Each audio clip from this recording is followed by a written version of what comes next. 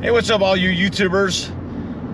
So I am headed into Nashville right now to meet a fellow content creator slash YouTuber slash marketing extraordinaire named Ed Oyama. I actually met him on the Video Ranking Academy Facebook page, and he is one awesome dude, has some awesome content. He has come into Nashville for a conference, and I found out that he was here and hit him up, and we are meeting for dinner and maybe a little podcast time. So yeah, that's going to be awesome.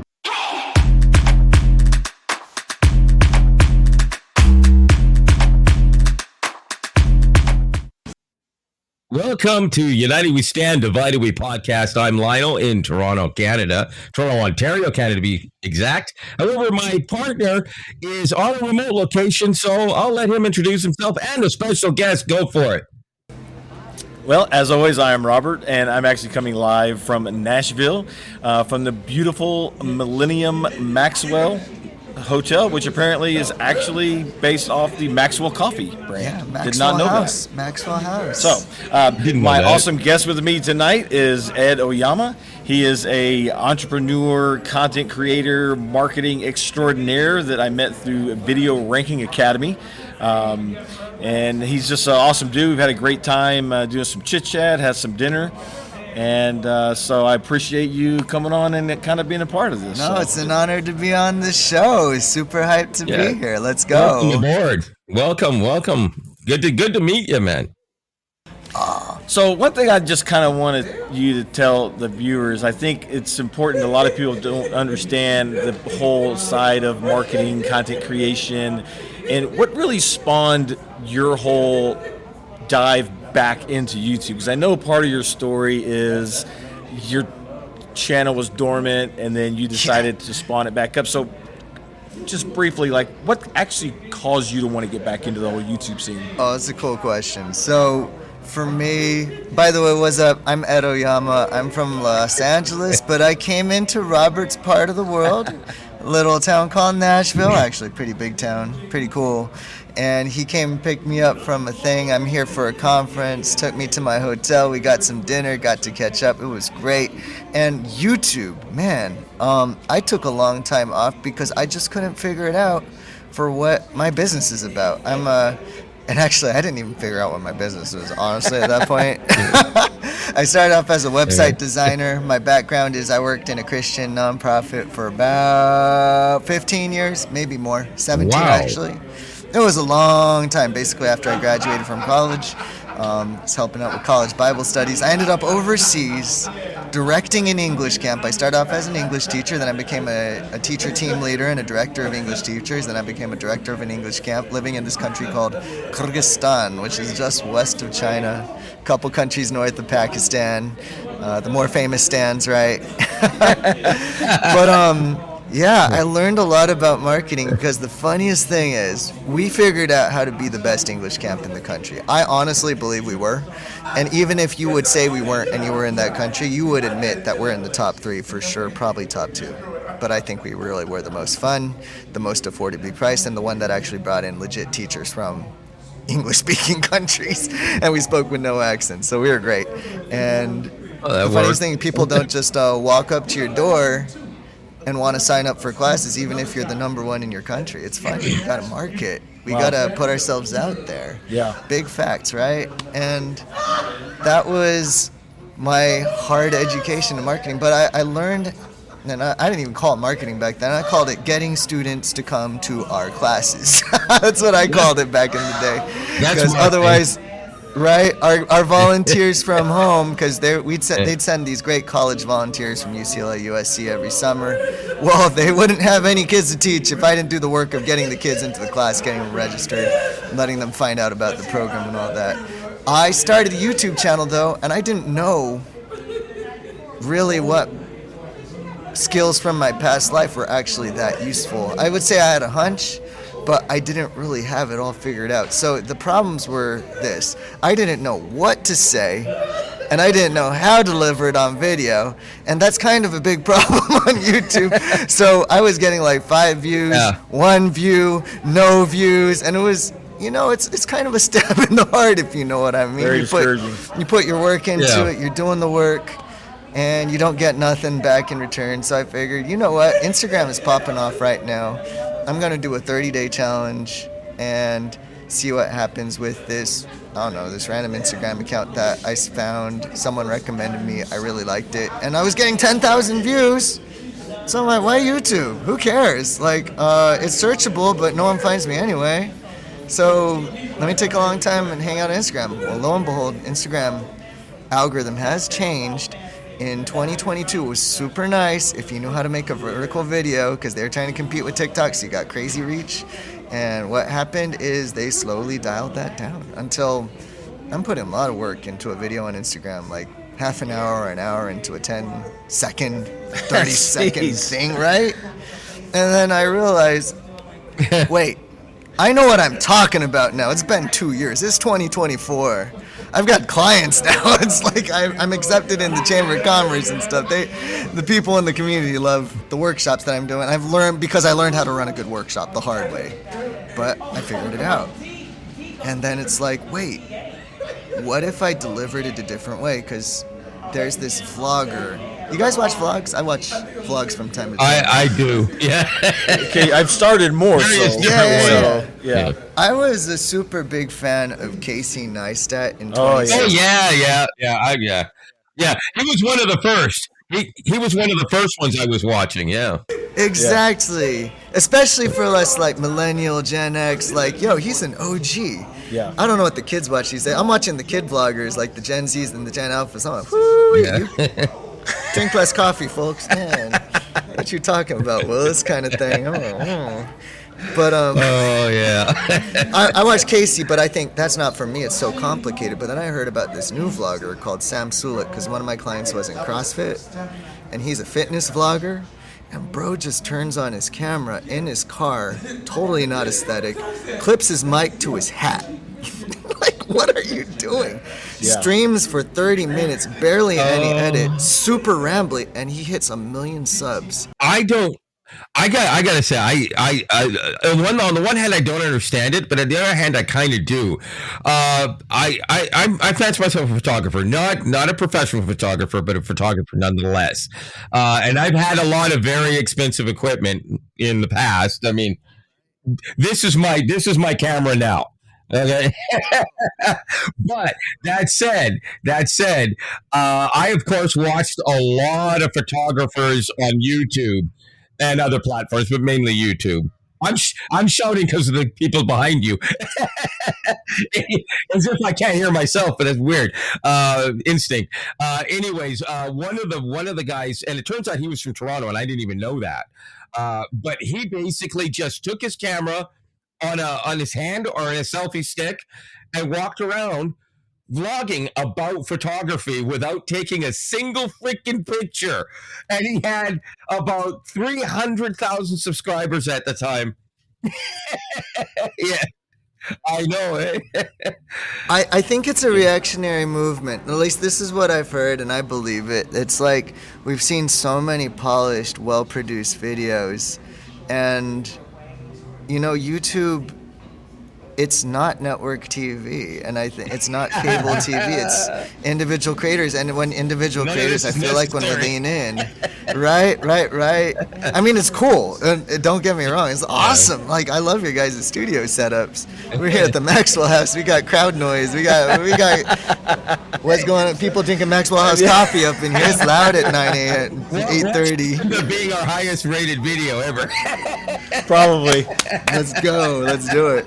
But then it's just like, I realized vlogging, maybe I could hack it. Because I was like, I'm a big Casey fan. But the new style of vlogging in 2024, and I watched some video from Think Media, their podcast about it. This guy, Benji, who's a big vlogger and been very popular, him and his wife both, power couple in the vlog world. He's a cook. He does food. Yeah, it's a food vlog, and he vlogs his Costco runs. Yeah. It's incredible. Wow, I'm like, how'd you man. do that? But he's more watchable to me than his wife. It's Judy, because it's Judy's life. Definitely, she's got it going on. But, it's like mom lifestyle vlogs, which is like fun, but That's I niche. can watch a little bit. I can't watch Sam Sulek. He talks about bicep curls and eating enough protein, which I get the protein part. I do not need to have a bicep as big as my Corolla. That's kind of Sam's thing. Yeah. Like, bro is ripped out of his mind, professional bodybuilder. I might have cared when I was 35. I'm not 35 anymore. So I'm just like, as long as I can still get out of bed and go to somewhere. As long as my back doesn't give out in the middle of the day while I pick up a toddler, I am so stoked. That is great. Yeah. As long as the dad bod doesn't get as many jokes or comments from my wife, I'm pretty happy. I have a question. Have you seen any of those vlogs channels where they're like families that have some form of talent, or they just do their vlogs together as a family? I don't mean the ones that seem fakish, that maybe are real, but they're overdone. That's interesting. But I mean, like the New Zealand family. I can't remember the name of the channel for some reason. I watch it all the time. It's the mother, the father, the older daughter and younger son, and they were just in love with America.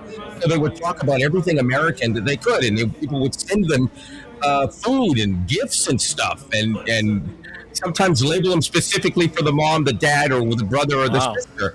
And I gotta move to New Zealand and do this vlog too. That sounds great. They've gotten so popular that between their Patreon and whatever money they could get from YouTube when they didn't get demonetized, and that's another story altogether, they made enough money to make a trip to Europe and then go back through America, and then 6 months later go to America on an RV trip for 2 months and travel to I don't know how many states. They've been back for 3.5 months, and they still haven't only put out 5 videos from the trip yet. That's how much content that they were able to make just from that trip alone. Yeah. You got to send me this vlog. That sounds like a good time. You know what I think is interesting? It's creeping into other kinds of videos, though. Yeah. Like, I watched this dude, Fresh Baked. I don't know if you heard of Fresh Baked. Fresh Baked? No, I haven't heard that one. If you're a Disney person, especially a Disney Parks person, especially Disneyland Anaheim person, Fresh Baked is a local legend, but he is one of the most popular, it's a niche of its own. Disneyland streaming / I watch Disneyland live streams occasionally when I wish I could go to the park, get away. Yeah. But I don't have the money or the time. But I can just actually watch what's going on at the park tonight. Yeah. Oh, check it out. They're in Star Wars land. Oh, there's a fireworks show. Yeah. Oh, I didn't get to see that show because my kids all wanted to sleep. What's the show like now? Oh, fire. And then Fresh Baked, what he does, I think he's got an annual pass and he must live next to the park or really close or something because bro's there every day. Wow. He's there every day. I'm like, when I retire, that's living the dream for me because I'm a Disney stan. So I'm like, that's cool. But he just guess what, guys?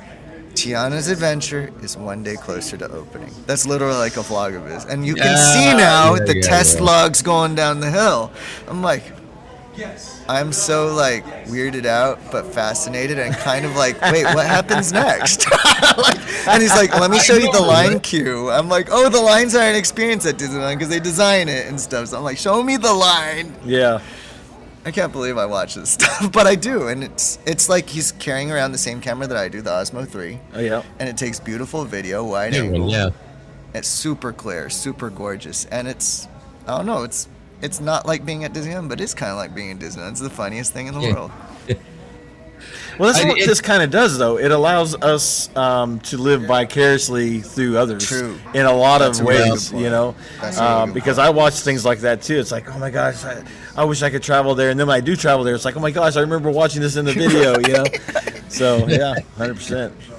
Yeah. You bet next time I go to Disneyland, I'm going to looking for Fresh Baked, see if I can find the guy. Yo, it's you! If I see a older guy with an Osmo, I'm like, are you Fresh Baked? And you know what? The next time I go to Canada's Wonderland, I'll be thinking, why isn't this Disneyland? Oh, man. Oh, you got a Wonderland in Canada? That's cool. Wonderland. No, it's Canada's Wonderland. It's actually the second or third biggest park in North America. Get out of town. Pretty much, obviously not including Disney World in Florida. Nothing compares to that. That's a whole city. But yeah, it's got the second most amount of roller coasters, if I'm not mistaken, in all over the world, I think. Oh wow, So, that's big. That's really big. It's pretty massive. It dwarfs the size of the original Disneyland is tiny by comparison. But Sweet deal. Well, this is why I pushed him to get his photography channel started. And he procrastinated for a long time, so finally he did it. Sweet. And so I still don't got much going on it, though. I thought there's just too many things that have happened recently that have kind of put it on the back burner. Okay. And aside from motivation, which obviously a little kick here and there is necessary, as Robert can tell you. There's also other things that are preventing me from actually being able to find it, what I need to do. So it's a little bit more difficult. However, being able to talk to somebody like yourself who understands how to do these things and what it takes to be successful at it, it's a bit of a kick in the pants. And I hope it not only helps me, but anybody else watching, if they're interested and getting something going, because you don't have to sit on your butt and just wait. You got to get up and do it, right? Yeah. yeah. No, absolutely. Yeah, 100%. And you know, as I was telling you during dinner, that your vlog transition is what inspired my other channel, which obviously we talked about, you know, exactly. time-wise, not being able to post much to it, but to transition it to a vlog in my car as opposed to just talking head, and it actually helped grow much faster than it would have as a talking head. So I definitely think that raw, real, hey, this is just me, I'm just talking to you, let's just have a conversation, is not the new YouTube, but people are craving for realism. Yes. And I know myself, even before I started creating content, I didn't ever, you know, I wasn't attracted to those super high polished, high produced videos.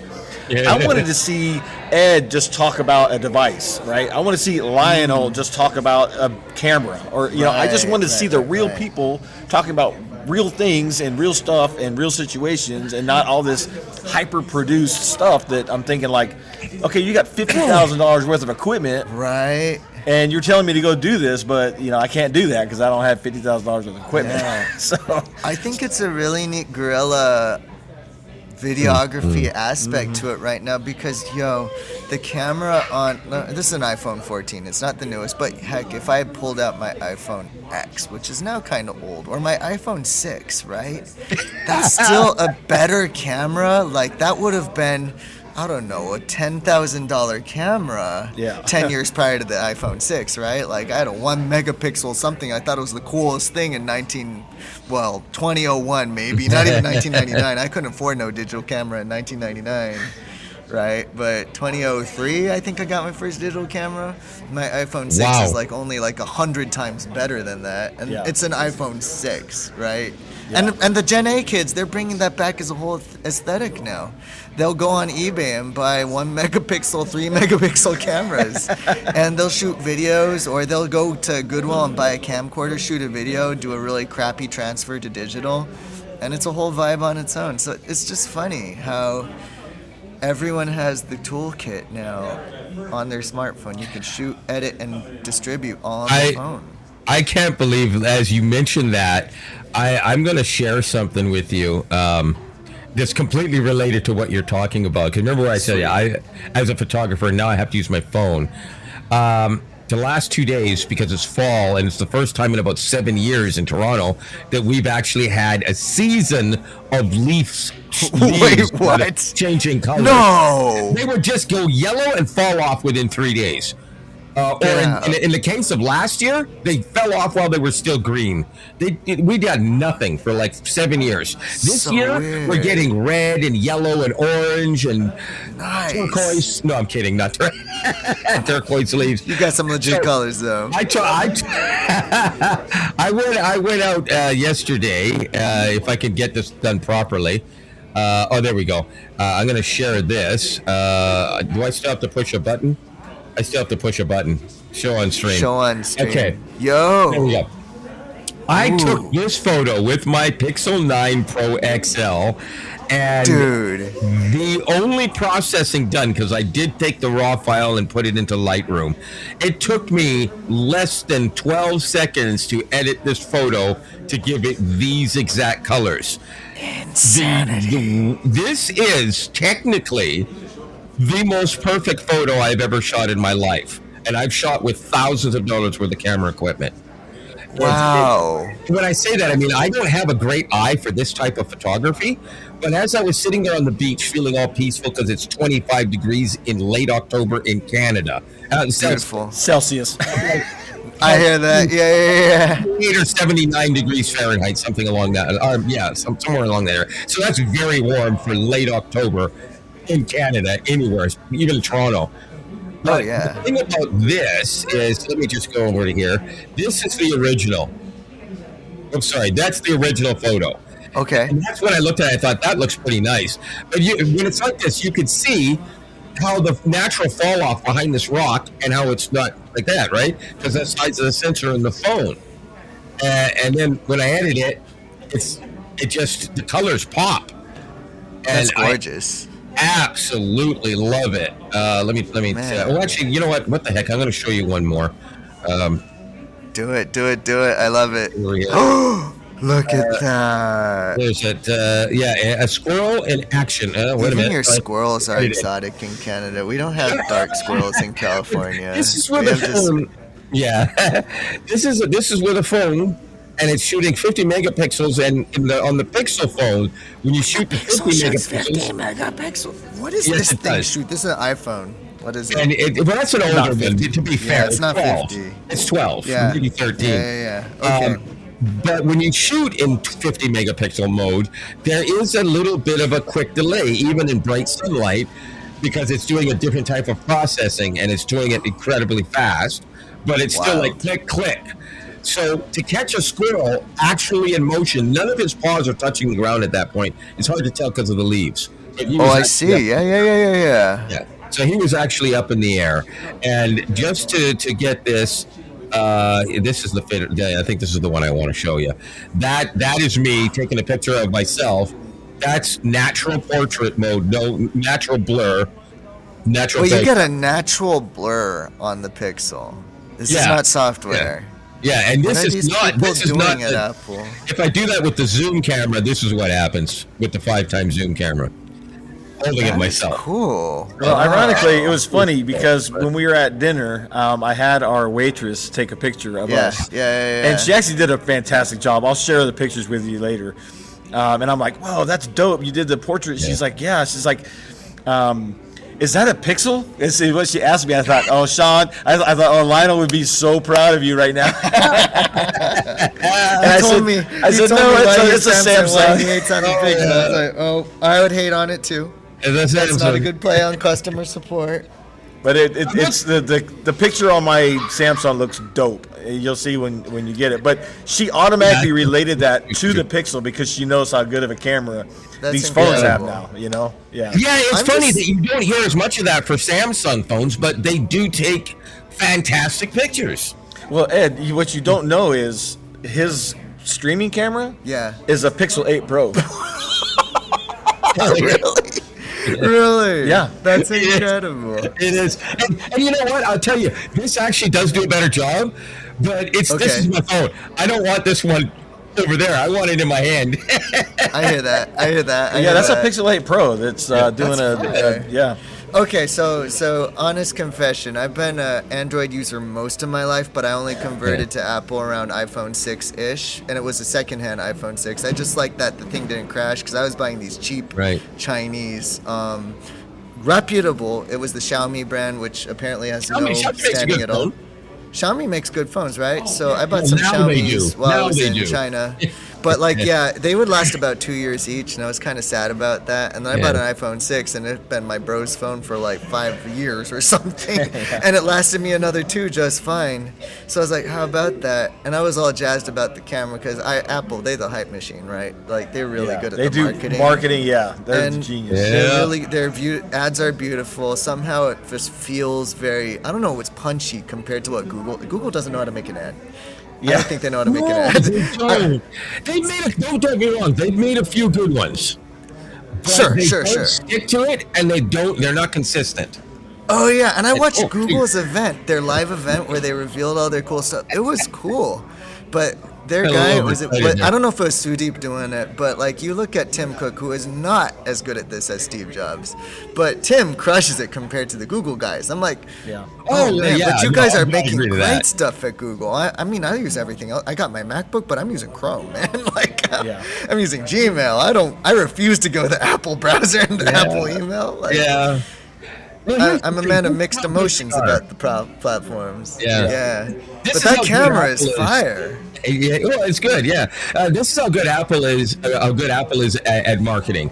They can lie to you directly into the camera, exaggerate, and you will still buy the product even after the media comes out and says Apple exaggerated this, and it doesn't work like that. Right. If they tell you about their whole quad Bayer system with their garbage, with the the iPhone 16 Pro Max, and then our 5x zoom lens and it's quad Bayer, blah blah. It's absolute BS in the way it works. That is so crazy. Inferior to both Pixel and Samsung, as well as Xiaomi, the newest Xiaomi phones, the top end one. But their marketing suggests otherwise. So it is. I mean, it goes back to like my experience running an English camp, as weird as that is, but you can be the best in the world. But if you don't market it the right way, nobody thinks of you that way. Right? That's correct. So like Apple is clearly like 50 megapixels, right? Like Windows has always had them beat on the hardware side as far as like pure stats, right? But then as like that's not true anymore. Yeah, that's true. You got a point there. You got a point. We're both playing devil advocates for our other side now. This is fun. The fact of the matter is that Apple does actually make excellent hardware. Whether it's the best or not, may be provable or it may be conjecture. But best for certain things, for sure.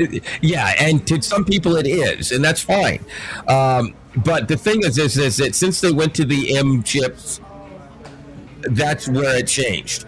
Because for those who don't know, they basically they're using the same manufacturing problem, whatever they have. It's not the same thing, but it's basically the same stuff that you see in your phones, in your top-end phones. So my phones are powerful than my laptop. Well, yeah, because these things actually have far better chips than this laptop I have right here, right now. But the newest Windows laptops are also now using Snapdragon chips. So now we're talking about you're not going to be ahead much longer, Apple, because once that happens, just watch what happens when Google decides to put a Tensor G7 in a tablet, which might be a 2 nanometer process, based on TSMC, which would be the same thing that manufactures Apple's M2 chips or M3 or whatever they are now. So their marketing is fantastic. Google sucks, and you're absolutely dead on about that. I'm curious because I haven't had an Android tablet for ages. I mean, the closest thing I had to that was a nice Chromebook back like 5 years ago, which basically was Android. It felt like to me at that point. It's 100%. Well, it's based off Chromium, but they turned Chromium into an actual operating system. It was really nice, actually. I was a huge fan of that version of Chromebook because I could run all my favorite Android apps on it. That was true at the time, but the modern Android tablet is just Android. Yeah. Interesting. After I think Android 12 and up, it's just if you bought an Android tablet with new, it would just be Android. But they're always optimized for larger screens now. right? Well, you So know, we the could- thing that was interesting to me about the iPad the first time I got my hands on one, and it doesn't help that all my tablets were crappy. I was using Amazon Kindles and like garbage. Galaxy tabs that were kind of older, not the newest Yeah. generation. I was just stunned by how liquid and smooth it felt, and it's probably a combination of the screen and the processor being pretty cool. But I was like, oh, this is so smooth and responsive. And when I use the pen on it, it's super responsive, which was never my experience with any pen on anything. Yeah. Be it Yeah. a Windows device or a tablet up to that point in my life. Yeah. So I was Yeah. like, just that combination gave me like this shock and awe that made me stan Apple suddenly. I'm like, all right, I guess I'm an Apple guy now. But like, are the Android tablets really like basically the same at this point? Well, the best Android tablet you're going to get is going to still be a Samsung. Okay. But the current version Samsung, I take that back. The newest tablet from Google, which actually has replaced their Google Hub Max, so you can attach it to a base. Whoa. And you can remove it from the base. Wow. That's a pretty nice tablet. That's just brand new, though. It just came out last year. So with the exception of that, Samsung still has the top tablet as far as Android. That's 100% true. Actually, if I might further that, Samsung's the only one that I would purchase other than the Google one. I wouldn't buy another manufacturer tablet because they don't give you the hardware. You'll end up with like some weird Kirin processor or something. I did. Yeah, the Amazon tablets are trash. Yeah. It's great for reading books and watching videos, and I don't know what else. It's Not fine. even. Well, their Yeah, Kindle reader is like great because it's just black and white. It's Actually, I like really like the Kindle. it's 100% like Dude, I a have book, one. basically in digital. I love them. I still have one, and it's like 6 years old now. It was probably a year old when I bought it. I mean, it was brand new, but you know what I mean, the previous year's version. And I still, it still works perfectly fine. I wouldn't know, actually, because I haven't taken it out of the drawer in 2 years, but I should probably read sometimes. But I have tested it, actually. I've taken it out, and it just still works. I can still It's a log into really the Amazon pleasant account. reading experience, though. It is. Like It's far better. when I got my hands on one again after years away from the Kindle, the OG Kindle or the black and white Kindles, I was like, I like this so much more than reading on my iPad. Yeah. As much as I love my God. iPad, I'm so distracted whenever I read on my Yeah. iPad. There's a billion. But things yeah, going you on with can't. that bad boy. Yeah. I mean, if I was And- smart, I'd and delete honestly, everything off it, but I don't want to. Yeah. Yeah. That extra brightness that isn't necessary as well. True. Like, and what I like, mine doesn't have a backlight. I actually have to have a you light like on. that? I love it because it feels more like I'm reading. I always liked reading with a No, that's small true. light beside me, like the nightstand, which is what those are made for reading in bed. And That is true. and the only time I ever like to read would be like on a day where I'm not working. I get up in the morning, I have a cup of coffee, I make some toast, and I read for an hour and a half. Right. Or I a like Saturday that. afternoon, I've done some chores. I don't feel like taking a nap, and I'm old, so I might want to take a nap. But I feel you on the naps. I feel but you. maybe I decide I'm not tired, so I'll read for an hour or two instead. But this is not something I've done recently, and I hate that because, again, everything I feel like I want to read, but if I read, I'm going to miss something else. And I need to rethink how I think, Oh, that's a bar right there. We got to rethink how we think. That's really true. Honestly, Yeah. That's the tech has rewired the way we think, that's deep, Lionel. It has. Yeah. It has. for better or it's- for worse. Like there's better and there's also worse. Yeah. Compromises. I've had a lot of things go better because of technology. We wouldn't be doing this if it wasn't for technology. I'd be sending a guy on a horse with a letter, and you guys would talk to him, and you'd send the guy back. And then once we did that 50 times, we'd then take the amalgamation of all those letters, and we'd send them off to some guy on another horse who would take To it a to a guy in the publisher. press. Look, we are at least at the carrier pigeon, okay? We don't have to do horse, we do carrier pigeon. 6 months later, the story would finally hit the Boston Tribune. Yeah. Yeah, that's true. Except that God. they probably wouldn't take us. I think they had standards. We can self-publish this bad boy now, and we do it by That's video. right, that's but I right. wouldn't even met Robert if it wasn't for the tech. And I heard you guys met on what? Google We have Plus. Free press then. Yes, Yo, we did. Yes, Google that Plus. is We go way wild. back. We go way back. I wish Did you Google do- Plus were you had on made it. I did a little bit of Google Plus, and I was reading. Who was it? Who's that guy from Apple that loved Google Plus? Guy Kawasaki. Oh yeah, Guy yeah. Kawasaki was Yes. a huge G Plus Yes, evangelist, yes, just like yes, he's a he was, Canva yes, he evangelist now. He But, was in one of my circles too. That's so cool. And he wrote so convincingly about it. I felt like it couldn't fail, and then it failed. Well, no, I don't. See, that's the thing, though. I don't think it failed. I think they failed to continue to improve Oh, it. is that what happened? That's They- me. I mean, No, you guys no, actually that's used you. it a lot. Yeah, here's the thing. Google did one of their classic Google things. They decided No. to shuffle the cabinet. Just Oh, like wow. a Canadian government, and they shuffled their cabinet. And when they did that, these guys said, "Well, we need to do this over here," and then some jackass immediately said, "Well, this is how it should be done, and we need to change that, and we need to do this." Now, the Google Photos Oh, thing was a wow. brilliant idea. The problem was that was the first nail in the coffin, and a lot of people. I remember some people actually saying when they Google first Photos. added the photos to because it used to just be called Photos, and it was part of Google Plus. And they said this is going to get taken out of, and people were calling them out on that before they even announced that that's what they were going to do. And it was the first nail in the coffin that people recognized as they're not going to keep this going. Why would they put a photo app inside this thing that you can use anywhere if they're not planning on Right. ripping it out? And if they're planning on ripping it out, that means they're not planning on updating this thing much longer. Sure enough, a is year and a half so later, they'll announce the interesting. cancellation of Google Plus. And it was terrible. But if they Right. just left it alone and updated it, it wouldn't touch Facebook. But I was glad it didn't touch Facebook because I didn't Right. want every random We didn't want the ding-dong. I mean, it was very Yeah. different than Facebook. It was 100%. refreshing that it Well, wasn't Facebook. the thing about the Google Plus is that you could really, create your own type of environment. Like we created Yeah. a tech environment. Like that's how we met. That's how I got cool. part of that big Android barbecue I was telling you Oh about. yeah, you were telling me. Yeah, about It's that. yeah. because I basically created my own how I wanted things to be. You and had your who own I wanted to circles. communicate with. Yeah. Right, And you the- had and the circles. best- Yeah. Yeah, the best part about it is you could have all kinds of circles. You could have more than one tech circle. I had a tech circle that was specifically for a certain type, like everyone that loved Google and Samsung. Another tech circle that was only about computers, and one that was generally for everybody. And, Wow. and then I had a circle that had nothing to do with whether it was technology or anything else. If they were the people I talked to most often, who I found that I could engage with all the time.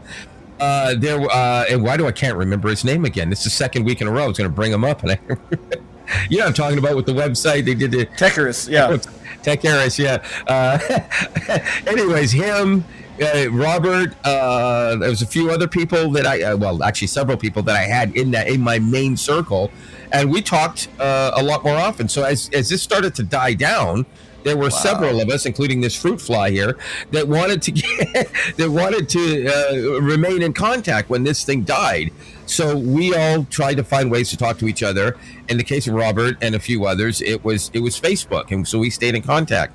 The other people decided to go in the direction of MeWe, which, in my opinion, is the worst big fat failure of all time. I didn't even hear about that one. Oh Really? yeah, it's okay. You don't want to. It's You don't want Okay. to. Wow. no, it's not good. Let's just put it It's not this way: it still exists, and everyone that shouldn't be on the internet is on it. Oh, it's Well, one of not in a those. good way. Okay. It turned into one of those. Yeah. Yeah. Man. Yeah. It's 4chan.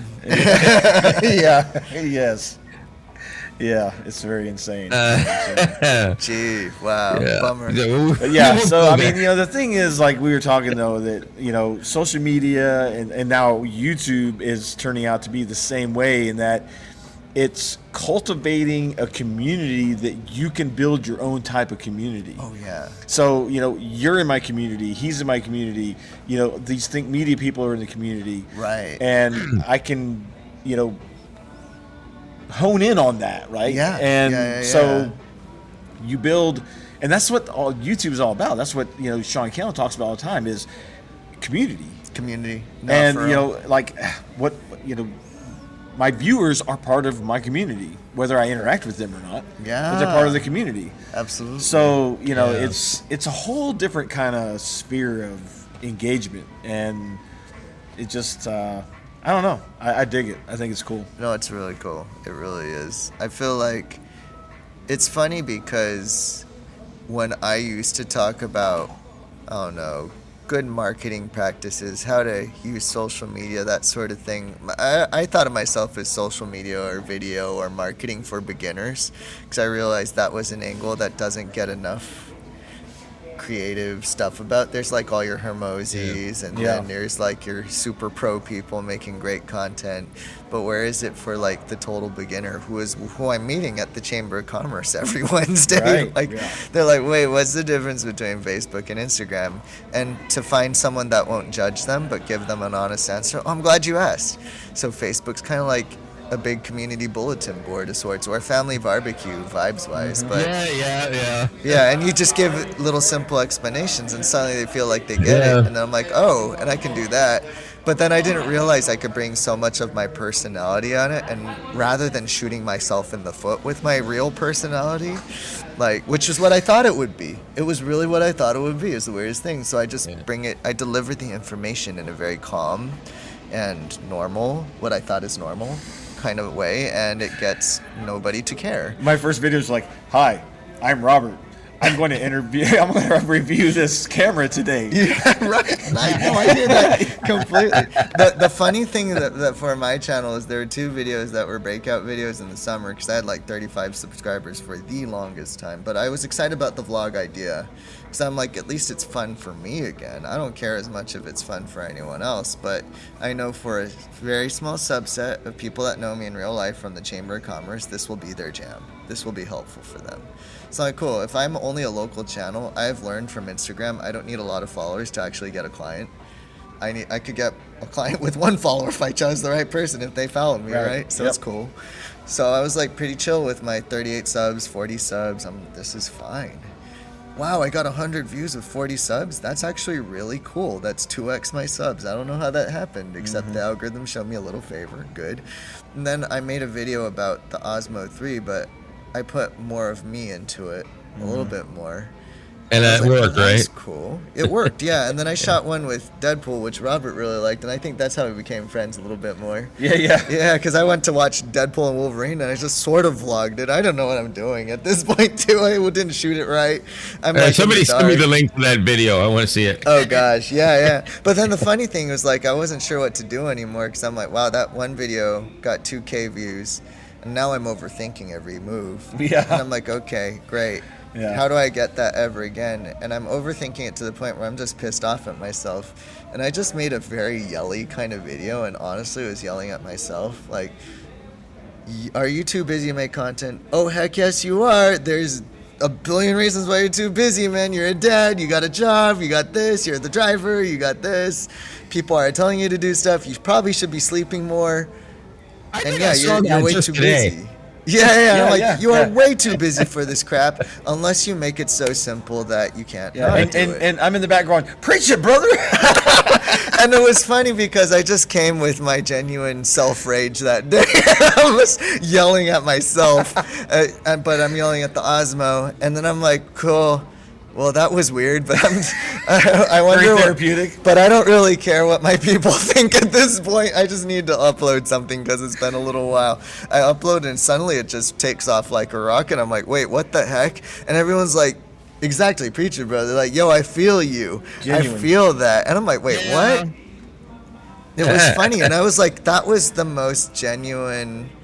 Like, that's the way I talk to my friends and to my good clients, the clients that really get me, and I get them. That's the way I talk to them. And if it's like a more new client, I'm kind of like more professional. See, now you have 1,100, 1,200, 1,300. How many subs do you have? Gosh, it was like 1340 this morning. Those are friends now. Yeah, and They're then not it's like subs, they're see? friends. It's, Yeah, I'm because like, they look at you and they go, "Oh my gosh, I can That relate makes sense to me. Yeah. so much." And that's why I told you, Right. like, when I get, because I hit your bell icon, true. right? When I see Yeah. your videos come out, I'm like, "Oh, I gotta go watch this video I from kinda Ed freak because out this that dude's people even hilarious." hit And I the- A few moments later. All right. Well, he's back now. Yeah, sorry. So the hotel Wi-Fi kicked us off momentarily. We'll just see how Robert edits this out later. Hotel punted us. Hey, look, overcome. There we go. There we go. There we did it. Adapt and overcome. Overcome and adapt. Yeah. Yeah, but actually, this is probably a good point to segue off because I know Ed is probably tired. He's had a long day of travel. And I just want to say thank you so much for your time. Fun. It's really been awesome. Amazing. And it's great to see a different perspective and hear a different way of how you interact with your people. I appreciate that. It's very cool. Man, it's very cool. Man. Oh, all right. No, we're still here. We're still here. Yeah, you're still here. I just put you up on the screen because hello. He just wanted us maximize so he can see. But yeah, so listen, everybody, I am going to tag Ed's channel. Why don't you go ahead and tell him what it is? Absolutely. Yo, come on over to Super Simple Marketing, especially if you're a small business owner, because I help small business owners get business from their channels, and I help people who have channels build businesses off those channels. I run a free Monday small group too, by the way. It's called the Small Business Growth Group. It is totally free. It runs twice a week, and you can find the link on my channel or go to edoyama.com/GG growth group. But yeah. Yep, and I'll link it in the description. So make sure you go check it out, support him. He's just a fun guy to watch, and you guys, anybody who watches this stuff is going to get a lot of value out of the content. Even if it's just motivation and you don't even care about marketing, it's motivating, and that's super important. Yeah, it may have motivated me to something too. So let's go. I mean, that's what I'm about. All of you to also not just go check out his stuff, but like, subscribe, yes. Bell icon. Legit. Yes. All right. Content creation is wealth creation. Go make some stuff. Let's go. Amen, brother. I'm the only one here who doesn't have a good goodbye. So I'll come up with something one day. But well, you're supposed to say goodbye in a different language, remember? You got a different language. You just wasted it on me. I was in the middle of trying it. No, it doesn't work anymore. Can you say it in Canadian? Well, I'm going to go get a two for I'm so excited that you have a real fall. The last time I was in Toronto was in the fall for my friend's wedding at the end of October. It was years ago. But it was beautiful, and the leaves were falling. We're in Markham, and it's amazing. And I'm like, wait, you haven't had one of those? I thought it was always that way. I'm sorry, there's leaves in Markham? I thought it was all just concrete. Maybe. It was probably that one street that had some trees on it. I'm just kidding. I love it there. You know what they got up there? They got good Asian food in Markham. That's what I found in Markham. Of course they do. It's almost exclusively an Asian neighborhood, the entire city. I go there to go to the mall. The mall there, which is almost all, it's all Asian marketplace. And a lot of it, the eating center, or what do we call it, the eating area in there. Authentic Chinese food in some of the places. It's fantastic. Oh my gosh, the food was amazing. I thought we got a lot of Chinese up in my part of LA, but Markham, I was like not expecting that at all in Canada. I don't know anything about Canada as an American, right? Like I know that you have healthcare and you have like syrup. 3 Chinatowns here. and you got Kim's Convenience, which is my favorite show. We have like 3. But in all fairness, Kim is not Chinese. Oh man, it's Korean. Oh man, that's true. we have like 3 Chinatowns here. Only one officially, but there's the north part of Toronto. There's downtown Toronto, the area in downtown Toronto is Chinatown officially, and then there's almost all of Markham, which is Chinese. So, I don't think you're wrong. Having been to Markham, I believe you. I love it there. It's the closest thing to living in China for me. All right. Now, I'm going to officially say my goodbye. I'll start this week by saying it's wonderful having you on. Auf Wiedersehen. And on behalf of myself and Mr. Oyama, yo, peace out. We'll see you guys next week. See ya.